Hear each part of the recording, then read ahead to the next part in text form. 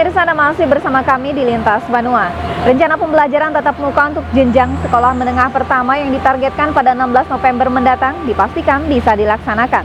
Pasalnya 4 sekolah tersebut sudah mempersiapkan diri termasuk simulasi belajar tatap muka. Hanya saja masih menunggu persetujuan dari pemerintah daerah. Di samping itu pula pemirsa, Kepala Dinas Kesehatan Kota Banjarmasin menegaskan 4 sekolah yang melaksanakan pembelajaran tatap muka harus ketat dalam penerapan protokol kesehatan. Rencana pembelajaran tatap muka untuk jenjang sekolah menengah pertama yang ditargetkan akan berlangsung pada 16 November mendatang dipastikan bisa dilaksanakan. Pasalnya dari 4 sekolah yang ditunjuk tersebut, yakni SMP Negeri 7 Banjarmasin, SMP Negeri 10, SMP Negeri 12, dan SMP Negeri 31, tengah bersiap bahkan sudah melakukan simulasi untuk belajar tatap muka tersebut. Di samping itu, juga sudah mendapat persetujuan dari para orang tua siswa. Tak hanya itu, berdasarkan hasil survei secara keseluruhan Kota Banjarmasin, 79 orang tua siswa menerima jika anaknya belajar secara tatap muka. Kalau dari orang tua sudah, jadi orang tua itu dalam surveinya, kalau keseluruhan Banjarmasin itu 79,13. Nah, tapi kalau sekolah-sekolah yang simulasi ini lebih itu di atas 80 itu ke atas ya, 82 ke atas. Bahkan SMP 10 itu sampai 93%. Orang tua itu setuju untuk tatap muka. Nanti simulasi. Jadi kan sekarang tinggal persetujuan Pak PLT Wali Kota. Salam, tapi beliau kan tergantung persiapan kita kan, analisa kita sudah kuat, persiapan kita sudah cukup matang. Insya Allah kita akan laksanakan. Lebih jauh Totok mengaku untuk persiapan sekolah sendiri untuk bisa melaksanakan tatap muka sudah cukup matang karena persiapannya sejak 2 bulan lalu. Bahkan menurut Totok, selain 4 sekolah yang dipersiapkan untuk belajar tatap muka, sekolah lainnya di seluruh Kota Banjarmasin juga diminta untuk menyiapkan hal itu. Sementara itu, Kepala SMP Negeri 17 Banjarmasin menyatakan sangat setuju jika pembelajaran tatap muka ini dilaksanakan, meski sekolahnya tidak termasuk dalam 4 sekolah yang ditunjuk untuk melakukan simulasi sekolah tatap muka. Kami rapat kemarin, sudah kami siapkan jam pelajaran, dan kebetulan kita tidak termasuk. Jadi kita sudah siap Pak, sebenarnya kesehatan, guru mengajar, dan lain-lain. Muhail, Banjar TV.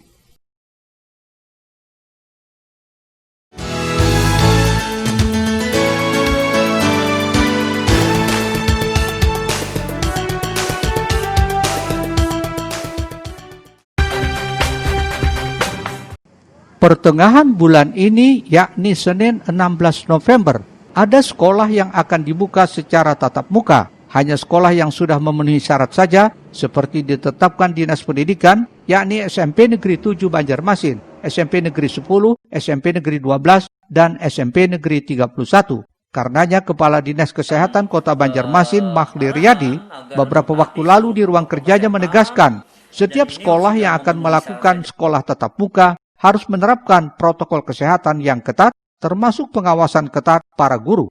Tak hanya itu, juru bicara Satuan Tugas ini juga mengimbau kepada peserta didik untuk tidak berjabat tangan kepada sesama peserta didik, termasuk kepada tenaga pendidik. Ya silakan, tetapi kita menyarankan, mewajibkan kepada guru agar murid itu tidak boleh berjabat tangan dengan gurunya, tidak boleh mencium tangan, begitu juga dengan siswanya tidak boleh bersentuhan tangan dengan antara siswa yang satu dengan yang lain, sehingga kita tekankan agar ini dilakukan pengawasan yang ketat oleh guru. Ya, kemudian sekolah juga diatur jaraknya dan juga diatur tempat duduk tadi, dan mereka tidak terlalu lama belajarnya. Mahli juga mengingatkan jangan sampai kasus yang sudah melandai ini kembali naik dikarenakan tidak patuh atau kurang disiplinnya terhadap protokol kesehatan. Risna, Banjar TV. Pemirsa, Dinas Kesehatan Kota Banjarmasin akan menggencarkan program imunisasi kepada masyarakat. Pasalnya dari target 70%, kini baru tercapai 51%. Ini akibat dari pandemi sehingga masyarakat takut ke puskesmas. Dan sementara itu pula pemirsa, menurut Kepala Dinas Kesehatan Kota Banjarmasin, Mahli Riyadi, imunisasi merupakan hak bagi anak. Dan kewajiban kita adalah untuk memenuhinya, mempercepat proses pertumbuhan dan memberikan kekebalan pada momentum Hari Kesehatan Nasional, Dinas Kesehatan Kota Banjarmasin berupaya menggencarkan imunisasi kepada anak di 52 kelurahan di Kota Seribu Sungai. Pasalnya dari target 70% baru tercapai 51%. Bahkan hingga September lalu, Kota Banjarmasin masih di bawah Banjarbaru dalam hal realisasi imunisasi dari 13 kabupaten kota di Kalimantan Selatan. Imunisasi adalah proses untuk membuat seseorang kebal terhadap suatu penyakit. Proses ini dilakukan dengan memberikan vaksin yang merangsang sistem kekebalan tubuh agar kebal terhadap berbagai penyakit. Kepala Dinas Kesehatan Kota Banjarmasin, Mahri Riyadi, mengungkapkan akibat imunisasi yang tersendat pandemi, Dinas Kesehatan khawatir itu berpengaruh signifikan pada sistem kekebalan anak. Untuk itu, semua elemen masyarakat akan dilibatkan, termasuk kader posyandu, terlebih tenaga kesehatan, kini tidak terlalu disibukkan dengan pasien COVID-19. Yang kita lakukan dalam mencapai target tadi, ya salah satunya adalah hari ini kita meng-guide seluruh elemen masyarakat untuk mengkampanyekan imunisasi ini, ya, agar pentingnya imunisasi itu, baik itu tokoh masyarakat, teman-teman pers, kemudian juga para tokoh agama. Kita tadi mengundang FKOB itu kan, Forum Komunikasi Umat Beragama, kemudian tokoh pemuda. Jubir gugus tugas COVID-19 Kota Banjarmasin ini menambahkan, imunisasi merupakan hak bagi anak dan kewajiban kita untuk memenuhinya, mempercepat proses pertumbuhan dan memberikan kekebalan pada tubuhnya. Eko Anggoro, Banjar TV. Pemirsa, berita selanjutnya yaitu guna memudahkan masyarakat mendapatkan layanan rapid test di masa pandemi COVID-19 saat ini. Klinik Swakananda Bipos di Jalan Dharma Budi 2, Komplek Bunyamin Asri, Banjarmasin, kini membuka layanan tersebut sebagai salah satu syarat bagi warga yang ingin bepergian jauh. Selain itu, Klinik Swakananda Bipos juga melayani pemeriksaan kesehatan gigi dan layanan resep obat, baik dari dokter maupun umum, yang bisa di-cover dengan BPJS Kesehatan.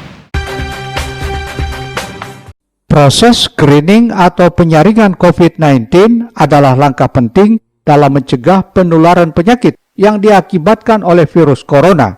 Sebagai tindakan awal yang dilakukan petugas kesehatan terhadap pasien adalah mengetahui seseorang terinfeksi corona atau tidak. Selain itu, metode screening ini biasanya juga digunakan sebagai persyaratan awal bagi seseorang yang ingin melakukan perjalanan jauh, baik menggunakan transportasi darat, laut maupun udara. Untuk memudahkan masyarakat mendapatkan layanan screening COVID-19, kini Klinik Swakananda Bipos membuka layanan rapid test yang dilakukan oleh petugas medis yang berkompeten. Ini sesuai dengan pedoman protokol kesehatan penanganan COVID-19 yang diterbitkan Kementerian Kesehatan RI. Prosesnya dilakukan dengan pengambilan darah pada ujung jari untuk dilakukan pengetesan melalui alat selama 10-15 menit hingga keluar hasilnya apakah reaktif atau non-reaktif. Nah, kemudian pada screening tersebut menggunakan alat yang berupa rapid test, akan ditusukkan jarum. Setelah itu nanti jarum tersebut darahnya itu akan diteteskan ke alat rapid testnya sekitar 10-15 menit. Kemudian kita akan melihat hasilnya bisa berupa reaktif ataupun non-reaktif. Kalau untuk Klinik Swakananda bukanya dari jam 3 sore, jadi pukul 15 sampai jam 9 malam. Untuk biaya layanan rapid test di Klinik Swakananda Bipos cukup terjangkau, yakni sekitar Rp125.000. Erwin Yudanwari, Banjar TV.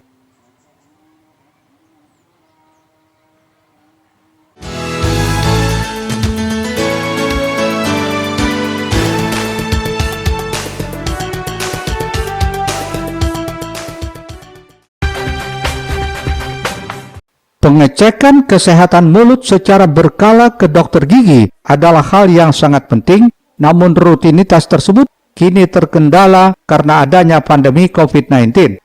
Pasalnya penularan virus tersebut bisa melalui droplet atau percikan air liur.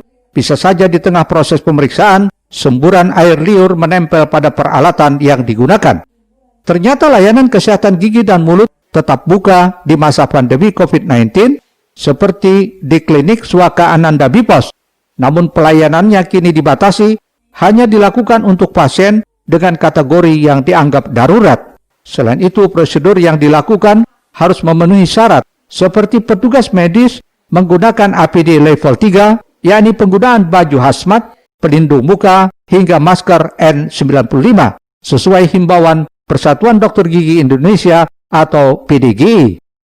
Pada saat pandemi seperti ini biasanya memang kalau tidak dalam kasus darurat seperti yang tadi, misalnya sakit hebat, sakit nyeri atau contohnya gigi yang goyang, biasanya diberikan obat saja dulu. Kalau darurat baru kita lakukan penanganan. Di klinik Swaka Ananda Bipos ini juga melayani pelayanan resep obat dari dokter ataupun umum, dan kebanyakan masyarakat membeli obat suplemen daya tahan tubuh, vitamin, hingga masker. Yang paling banyak dipesan saat pandemi ini obat jenis apa? Vitamin, daya tahan tubuh biasanya yang paling rame. Vitaminnya contohnya seperti ini, Mas. Yang paling umum. Pakai ini. Kalau yang ini yang vitamin C-nya 1000 itu harganya 136.500. Kalau yang satunya? Kalau yang satunya vitamin C-nya miligramnya cuma sedikit. Satu botolnya Rp6.000. Layanan kesehatan umum, gigi, serta apotik di klinik Swaka Ananda Bipos kini sudah tercover dengan layanan BPJS Kesehatan, sehingga masyarakat bisa memeriksakan kesehatannya dengan lebih terjangkau. Erwin Yudanwari, Banjar TV. Selanjutnya pemirsa, kita simak bersama pesan Profesor MP Lambut, selamatkan Sungai Banjarmasin. Nantikan informasinya setelah pariwara berikut ini.